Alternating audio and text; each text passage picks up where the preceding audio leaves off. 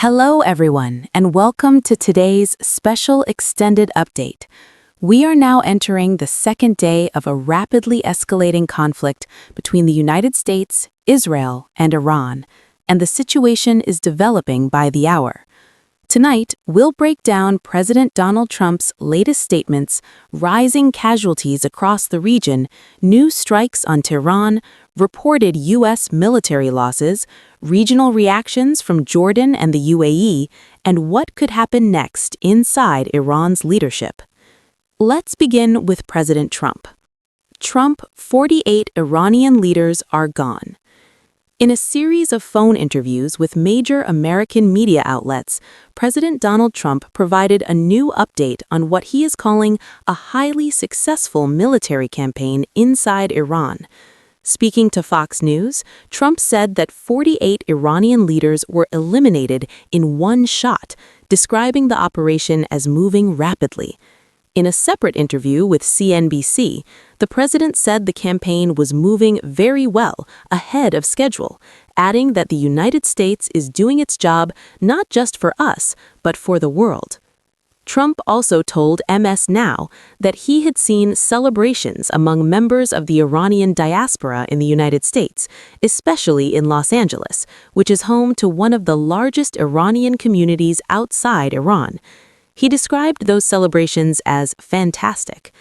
In an interview with The Atlantic, Trump claimed that current Iranian officials have signaled interest in restarting negotiations, which were reportedly abandoned last week.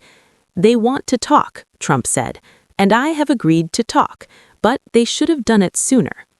U.S. casualties confirmed. However, the conflict is not without cost. United States Central Command, known as CENTCOM, has confirmed that 3 American service members have been killed in action, with 5 others seriously wounded. These are the first confirmed U.S. fatalities since the start of what the administration has called Operation Epic Fury. While military analysts say casualties are expected in any war scenario, even limited losses increase political pressure at home. President Trump had warned earlier that American lives might be lost, saying that often happens in war. USS Abraham Lincoln targeted. Meanwhile, Iran's Islamic Revolutionary Guard Corps, or IRGC, claimed it launched 4 ballistic missiles at the USS Abraham Lincoln aircraft carrier. However, CENTCOM strongly denied that claim, stating the missiles did not even come close. The USS Abraham Lincoln, a Nimitz-class carrier equipped with advanced F-35 stealth fighter jets, continues operations in the region. In a separate development, U.S. Central Command announced that American forces sank an Iranian Jamarin-class warship in the Gulf of Oman during the early hours of the operation. Israel expands strikes on Tehran. Israel has intensified its own military operations.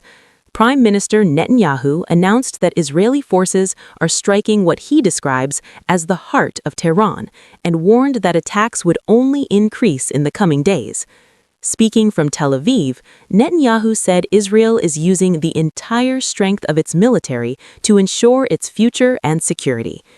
The Israeli Defense Forces also released video footage showing strikes on buildings affiliated with Iran's Revolutionary Guard Corps in northern Tehran, including facilities linked to the Basij paramilitary force and the Thar Allah Command Center. Rising civilian casualties. Casualties are mounting across multiple countries.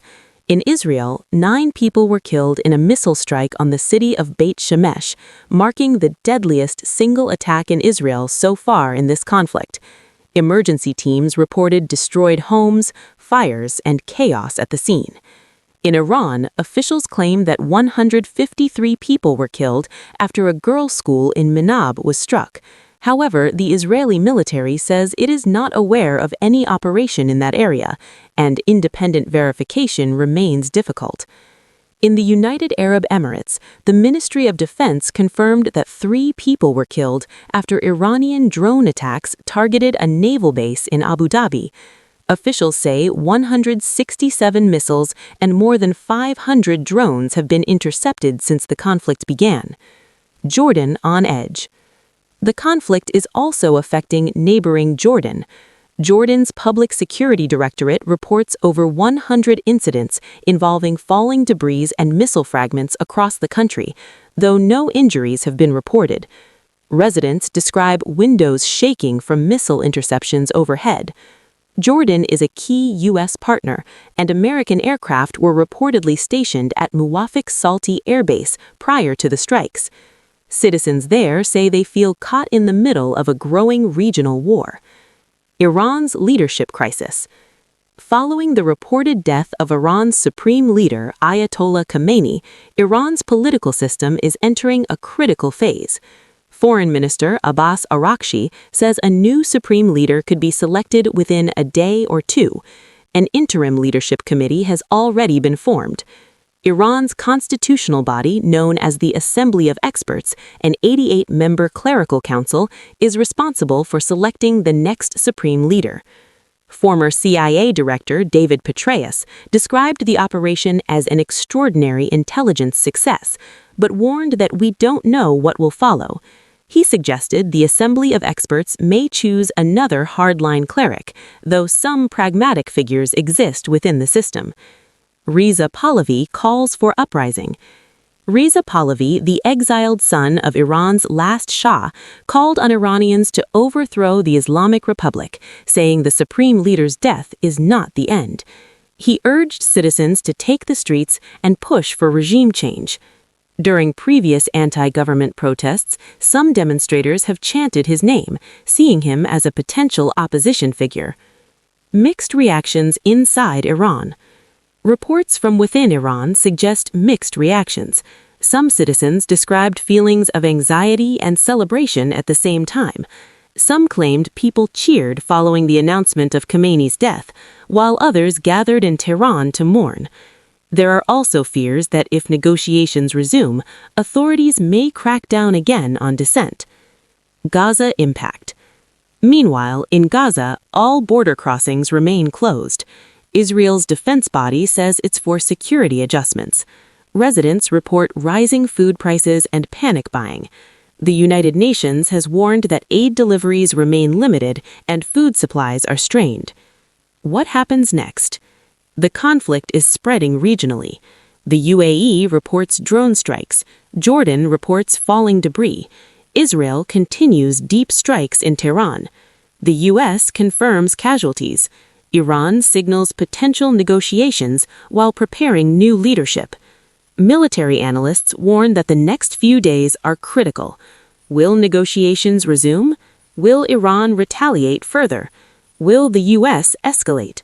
Or will regional allies be drawn deeper into the conflict? President Trump says the operation is ahead of schedule, but former intelligence officials warn that no one truly knows what comes next. For now, the Middle East remains on edge, and the world is watching closely. We will continue to monitor every development. Stay with us for more updates. Thank you for watching.